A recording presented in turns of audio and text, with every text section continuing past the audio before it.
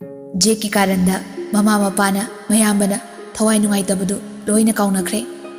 Suti Queen of Pangdabana, Jacobdi, Amuchat Mahaki phone number su Sindokre. Lucy Gasu, Amuhana Unakidre. Marale Rabi, Lucy, Nuti Kapanatana, Upailetre. Lucina, Da, Nangaibu, the same no wara urabra. Tazaduda, Kagi Tong du Tilai. Lucy, Mapidu Taitulaga, Mirada, Masamanagadu, Krasemzilaga, Tong du Hangdui. Bimolana, Ibema, Kaino, Phone Dore Baide, Isabu, Kaidorage. Lucy, Mama Orambaduda, Mabuni Nushina, Kapaga, Mama Bukoli.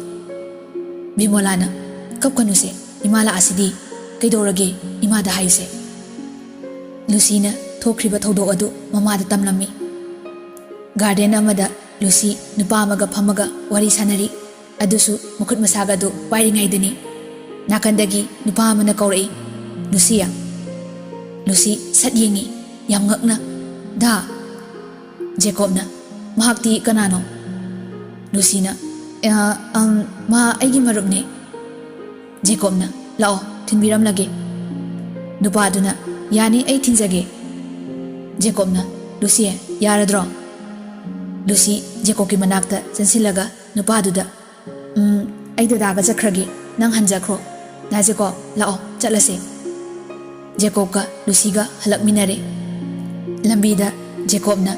Tapna, Toy, Nang Torisi Kaino. Lucina, Da, Saunoba, Asinupasya, had problem Labaneba. Ada Mama Huina, Luinabu, Hyman Badagi, Aisu Upailita Badagi, Hoi Haikibani. Jacobna, Singaba. Lucina, a singmani. Jacobna, Oining Boiro, the Dana Nambu, Nuxibanina, Ngapirage. Ado Hiraga, Jacob, Bazarom de la E. Lucina, Kaida sa Tuino. Jacobna, Hatu Thoropane, Nang Uning Mandana, Ada Kaim Leraktre, Dress Karalay Lucy. Lucy, no we know me. Hoy, Ada, Da Jacob, a guardian the lake Kamai Kangino. Jacob, no Fetoraga. I nang na lady Babara Dwaida, reading Irapa, Amuktan Torok Lady, surprise Piggy a Kanbani. Muchina China, Toropo de Ubada, Kiam Harause, Aduga, Bullet Maning Daga Napaga, Chatki. Adubo ay Saudi. Maramdi, Nangonda awat palate, Pazababu Pamdaba, Kanalege. Aduga, Aisu Sutipak no Pangdabanina, Nang Busena Zabangam Dabani, Aduna, Nang su Inkalakpanina, Koi Balangba, Pamlamni, Aisu Kangi. Ay, Noi Natum Adum Inare, Nang Nanupaduga, Waris Habadusu, Aidum Laptak Nangai Galabani. Restaurant Daga Changladi, Pugebo, Garden Oibe, Pubidabani. Lucy, no me. Dada, Aibuyam Tazadabra. Jacobna. Thazabadunani nagpiribase. Anido gari park toromlaga shopping sumlak minabada. Nupa amana nakandagi. Aya, Manipurgi sanilioni porka pinangsina nupa yo ngakta. Aikoy gumbasu khara chance piuda.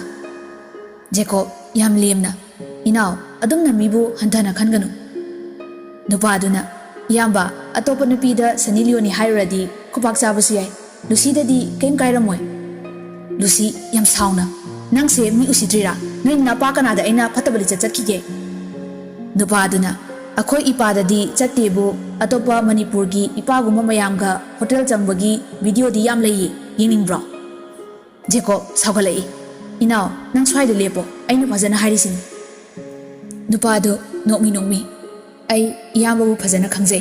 Jake Tamoni, Agisu, Yamagumbani, Agiming Niki Gawe, Jaka DM da Punatamina Bani. Sigi nupi sa iyambana di khangaroi. Jake na akoi tamugi nupi ni haiduna photo ulapadagi aina video khara yenghankibani. Nupa sukta koibani adudagi nupi thiba mayam amasu. Jake to nongmata saude thawai nungaitabsu ude. Mana numituda kapadu aisu marubam oina yamna nungaite.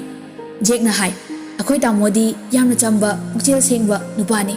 Si nupi si lauradi ichil inaw ima baba soiduna kainagani hai. Jacob taba ngamlaktre. Lucybu makut chinglaga pukre. Park toromba garidu thudoralaga hoi mai haidagai Lucina leiriba baraduda lakminare. Lucy gi kada changminaraklaga Jacobna tariba pausi achumbra. Lucy tumina lei. Jacobna chumiko. Lucy mapi ira chelei. Waridu mamara tamba loiraga makhol thokna kapi. Bimolana, hey, apangbi, kapkano. Lesaringayda nupa koy hodana yung palaga koy aponde. Mau phau nupa koy naraba matamsida kapkano. Lucy mapidu daithoi. Bimolana, video do sandokano haiba yadro nangbo. Lucina, ima, video namba nupa se tarit musuyi. Karambana sandokpano khangdre. Paisabudi yamna chawna lawbaini. Aini yumda lakom tharak libado. Bimola, noklaga. Napa khangdabani ko, cheksilu. Isana lairik su tamna tamna thabak chatlaga marup yauzab paisani hairibani. Lucina, oktabi oraga kaidorage. Miwa ngangnariba miyamna ikhoibu thibong thakpibro. Tankini, tanbiyaba, mawalogde. Bimolana, nupabu kaino, apaba ma yenglaga thoklaisilaga loiradubo.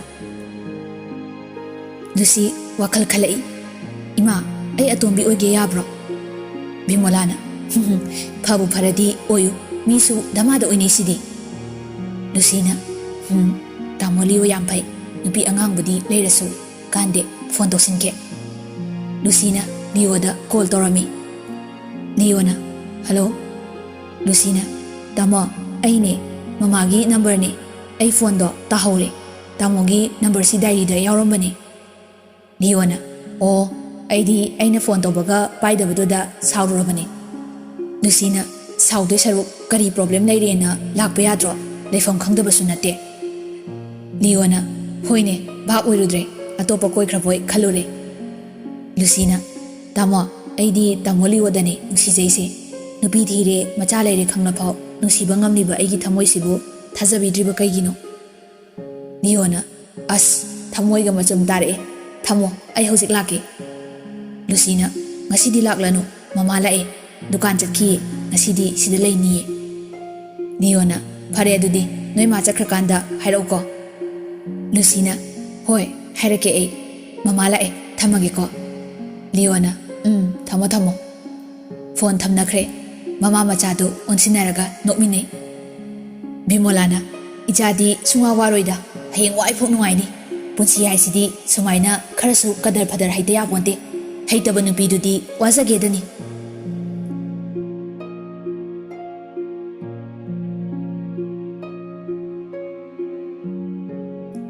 Numit adu haukhre. Ton inkhalakpagi arang arakta khara ngaujarasu nupa sin koigi khanbadi natte. Madi Leona mabu lobini hojiksu khanjaribani. Tonna Leoda call tawrai. Leona, hello, Ton.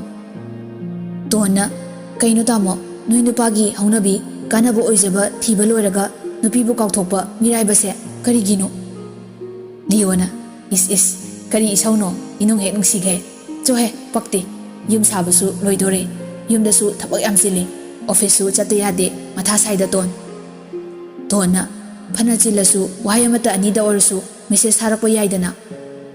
Leona, hoiba, ay kokse chairi matha sare nangbu miraiba nati nangna ay brain se palamadi khangdawni.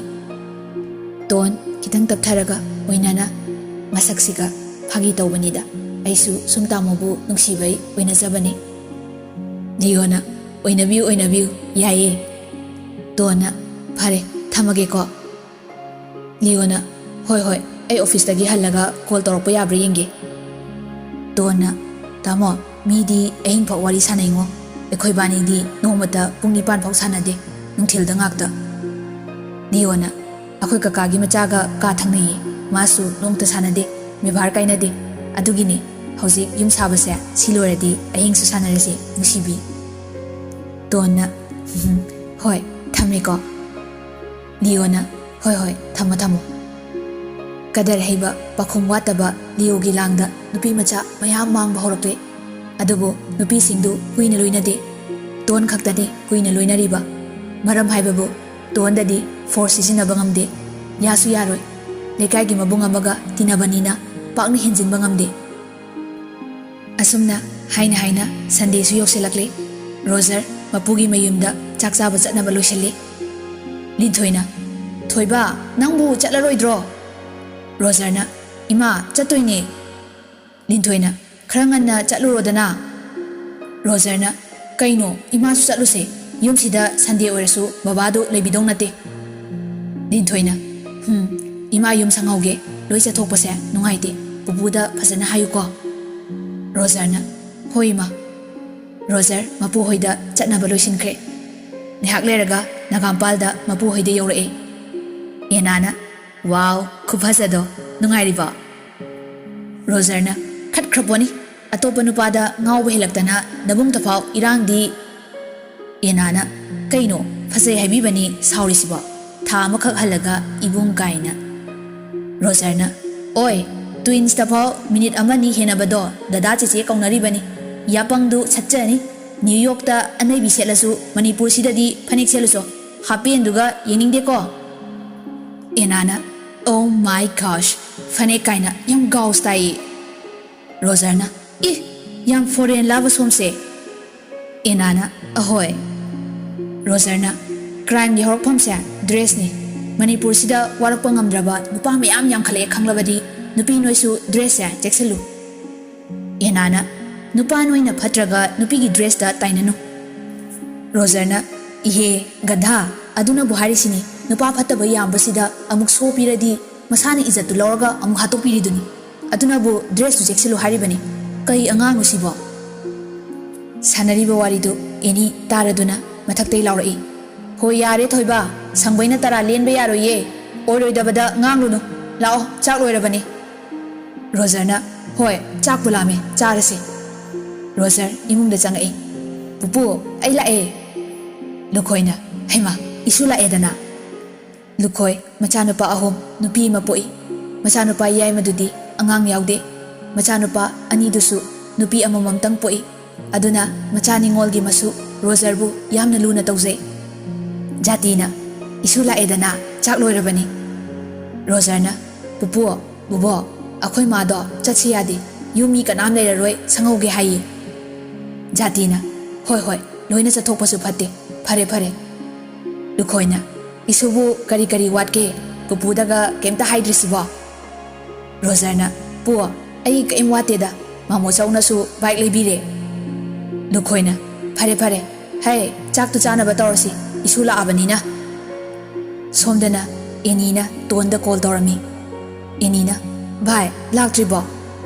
Tona bhai saurano kona la age ai thaba ama chatle. Enina kai thaba hana so haidaba. Tona khudakta lakpa pauni mamaga chatpani. Enina hoi phare phare adudi Sonia da phone tawhiye ko. Tona hoi bhai saunu ko. Enina saudeda. Anidu phone thamnakre. Diona kaidino namanabido. Tona Nagampal Kangzabidagine. Dio yam ngakna mingdi. Tona eni kawe. Liona ha